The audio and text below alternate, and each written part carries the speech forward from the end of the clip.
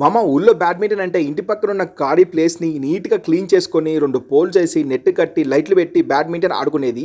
కానీ హైదరాబాద్ లో ఇలా బ్యాడ్మింటన్ ఆడాలంటే పెద్ద పెద్ద రేకుల షెడ్లలో గంటకి 400 రూపాయలు ఇచ్చి ఇండోర్ బ్యాడ్మింటన్ ఆడవలసి ఉంటుంది. అండ్ నాకు ఇప్పుడు అర్థమవుతుంది ఫ్రీగా వస్తే దాని వాల్యూ మనకు తెలియదని. ఇండోర్ కోర్ట్స్ లో బ్యాడ్మింటన్ ఆడాలంటే ఖచ్చితంగా ఇండోర్ బ్యాడ్మింటన్ షూస్ మ్యాండేటరీ. ఆ షూస్ నార్మల్ స్పోర్ట్స్ షూస్ తో పోలిస్తే అవి డిఫరెంట్ గా ఉంటాయి. మామ వీటిని మీరు కాక్ అంటారు కదా, యాక్చువల్లీ ఇది కాక్ కాదు, యాక్చువల్లీ దీన్ని షటిల్ అంటారు. ఏంటి షాక్ అయ్యారా? కాక్ అంటే వేరే మీనింగ్ వస్తుంది, దీన్ని మాత్రం షటిల్ అంటారు. కాక్ అంటే ఏంటో నాకు తెలియదు. అండ్ మేము వాడే షటిల్స్ మ్యావిస్ 350. ఒక్క షటిల్ ప్రైస్ వచ్చేసి 250 రూపీస్ అనమాట. అండ్ దీన్ని కూడా షటిల్ బ్యాట్ అంటారు కదా మీరు, యాక్చువల్లీ దీన్ని షటిల్ బ్యాట్ అనరు, దీన్ని ర్యాకెట్ అంటారు. ఈ ర్యాకెట్స్ అన్నిటిని ఈ పౌచ్ లో పెట్టుకొని ఇలాంటి బ్యాడ్మింటన్ బ్యాగ్స్ లో వేసుకొని టిక్కు టిక్కు అని స్టైల్ కొట్టుకుంటూ తిరుగుతాము. గ్రౌండ్ లో అయితే కొన్ని కర్రలు పాతాం కదా, కాకపోతే ఇది మొత్తం కింద వుడ్డే. సో నెట్స్ కట్టడానికి వీల్ లాంటి స్టాండ్స్ అయితే యూస్ చేస్తారు. సో ఇది మొత్తం ఫ్లోర్ కాదు, ఇది వుడ్ మీద రెగ్జిన్ వేసి పెయింట్ వేస్తారు.